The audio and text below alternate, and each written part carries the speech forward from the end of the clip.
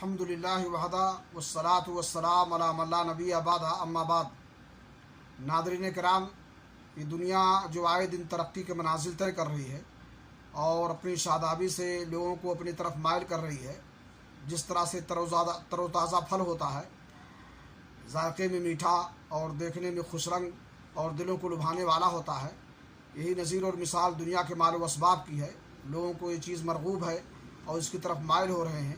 اس لیے اللہ کے نبی جناب محمد رسول اللہ صلی اللہ علیہ وسلم نے فرمایا، الدنیا حلوۃ خضرہ وإن اللہ مستخلفکم فیہا فینظر کیف تعملون فاتقوا الدنیا واتقوا النساء فإن اول فتنة بنی اسرائیل کانت فی النساء۔